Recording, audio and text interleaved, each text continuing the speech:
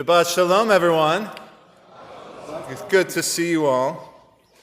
Earlier this week, I made a quick trip to Las Vegas, Nevada.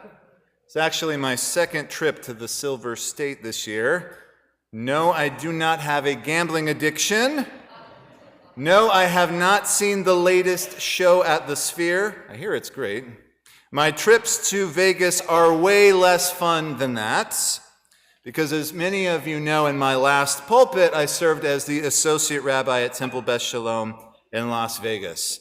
So I went out to Sin City in February of this year just for a couple days because I officiated a wedding of some former congregants, and that was a beautiful experience. Mazel tov to Ethan and Stacy. And then this week, my goal was to meet up with my mentor, Rabbi Felipe Goodman, and get his perspective on some sermon ideas for the high holidays. And while I was there, I wanted to use the mikveh to get in the spirit of Elul, which I hear begins this evening. Whew. So instead of partying it up on the Las Vegas Strip, I woke up and went to Minyan at 7:30 a.m. I'm such a party animal, guys. And I walked into the chapel at Temple Beth Shalom. The Minyonaires asked if I'd daven the morning service. I said yes. And right before I began to pray, Rabbi Goodman came up to me and said, "Jonathan, while you're here, would you mind being a witness for a get?"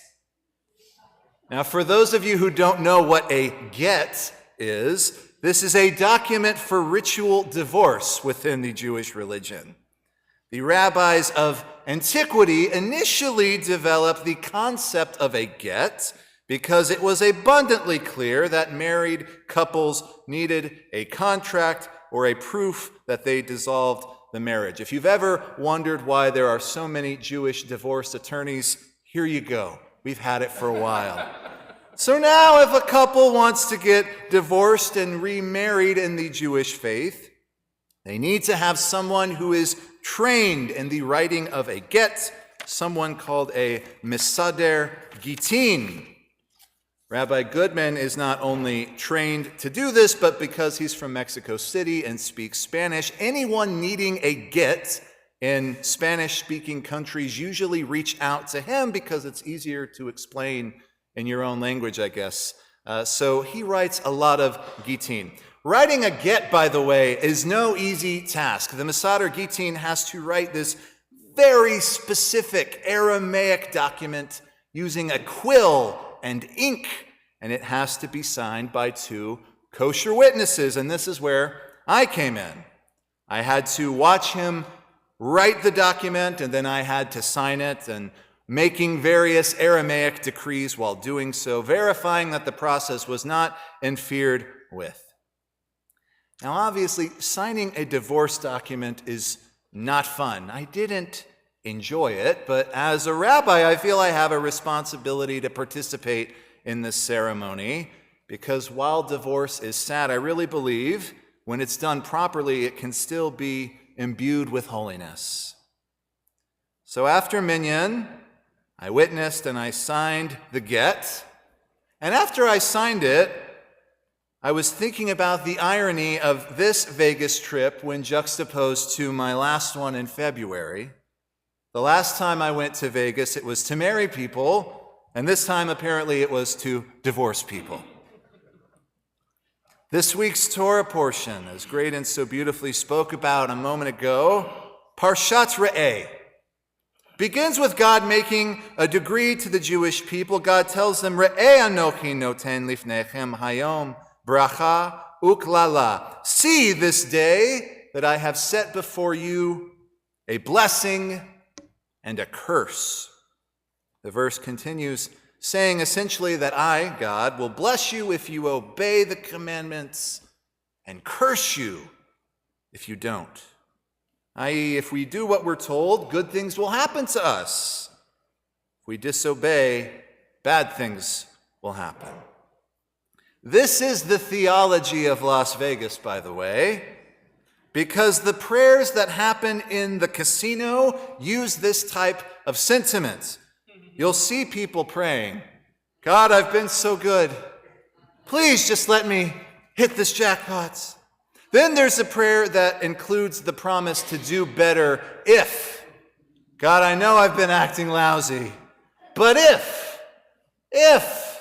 you let me hit the jackpot, then I'll do XYZ. Mark Twain once had a quote. He said, "You know the difference between the people who pray in church versus the people that pray in the casino? The people who pray in the casino really mean it." Amen.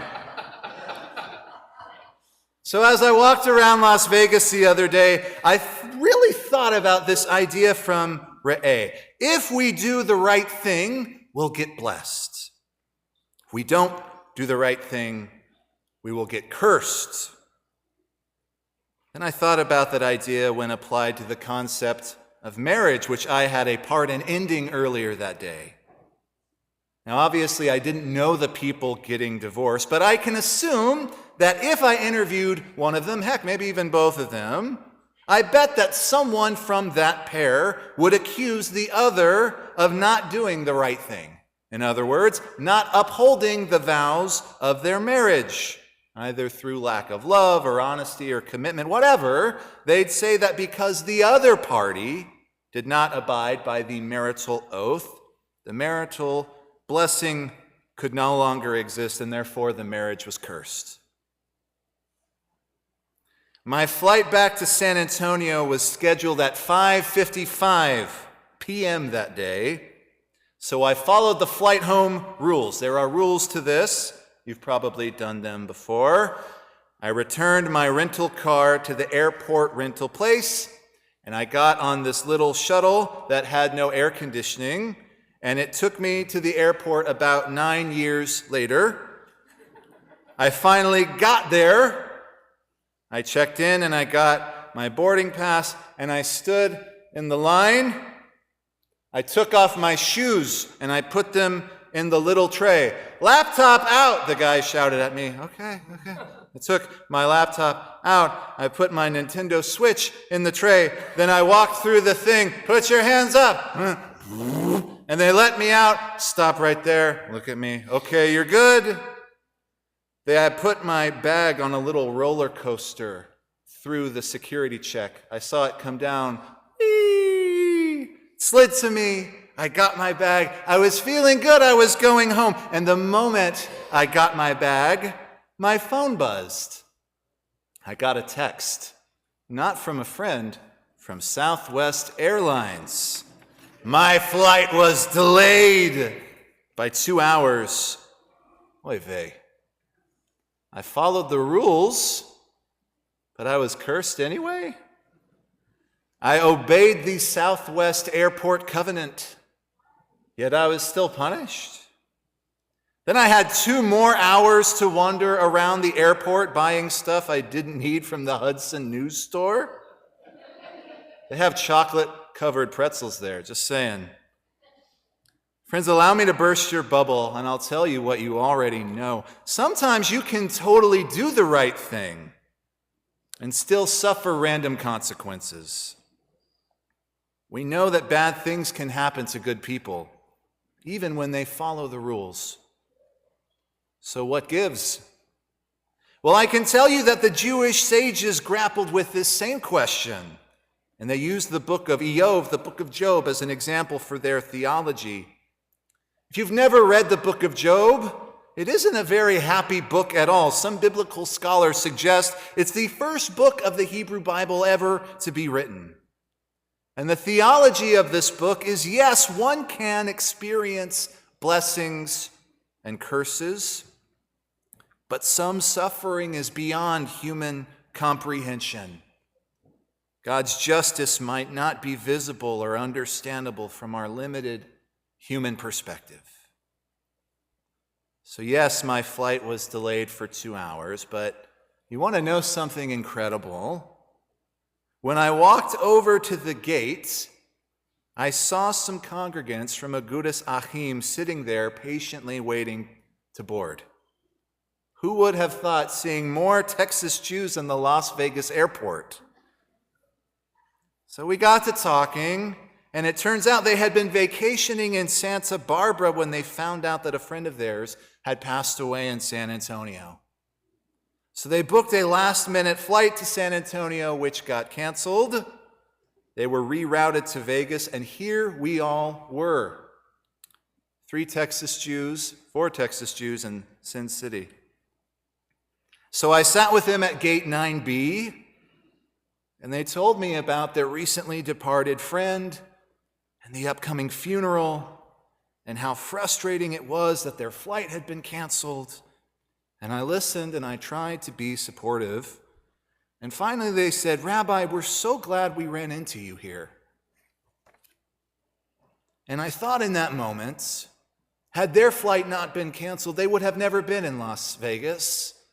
Had my flight been delayed, I might have never been given the opportunity to meet them at the gate. And that's when I realized, my friends, that sometimes our curses can turn into blessings without us even realizing it. Sometimes in Vegas, you strike it rich, you officiate a wedding. Sometimes, usually, the house wins in Vegas. You sign a get. And sometimes there are blessings, and sometimes there are curses, and sometimes there are both. I guess if there's anything I learned about this trip, it's that you always have to be ready to do a mitzvah, whether it's to be a witness or even just a casual listener at the airport. We have an obligation to one another to be there for each other in the good times and in the hard times. We should all be willing to bless one another, and you have my okay to curse Southwest Airlines. Shabbat Shalom.